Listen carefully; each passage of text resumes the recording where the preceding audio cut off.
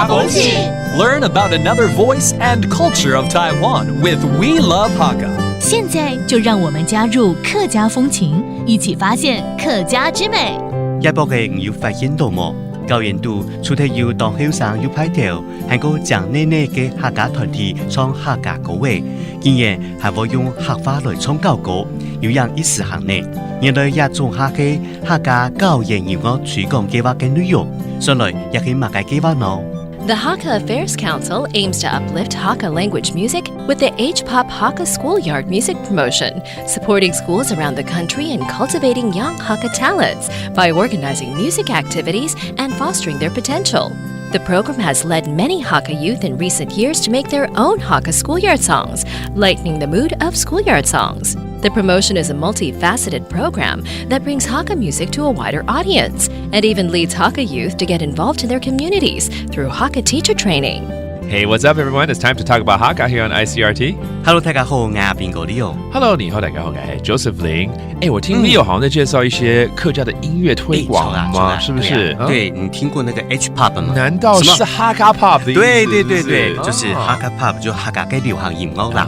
對，有什麼樣的東西要來推廣嗎？就是希望把這個客家流行音樂推廣進學校裡頭去一啲小朋友做啲一個教研度來唱客家嘅歌曲甚至用一個客家話來創作舊歌。校園的歌把它唱成客語就對了。一開始聽你講，你介紹好像一個叫什麼內內的在唱什麼歌，是不是？不是哦，內內是誰？講內內是說那個女生很漂亮的意思就說現在有些年輕朋友們也投入了校園校歌創作，然後用客語來發聲。沒錯，其實不只是這個客家嘅流行歌曲啦，還有唱一個戲劇啦、舞台戲、音樂劇這些全部都是可以用客家的方式、客家嘅語言來講嘅、來唱嘅，所以這個就是一個未來推廣的一個方向。這個客語的師資培訓客家嘅師資嘅培訓非常嘅重要，非常重要。所以呢，有這些師資呢，才會讓這些小朋友越來越厲害，越來越知道說怎麼去運用客家話來創作歌曲。All right, let's teach some of the phrases we brought up right here. 來教幾個關於這個主題的一些單詞好了。包括我們講的流行音樂怎麼說呢？流行音樂，流行音樂 that's pop music. And then to promote 推廣，推廣。And how about creative works or 創作？創作。And finally, all happening in campus at school 學校呢？學校。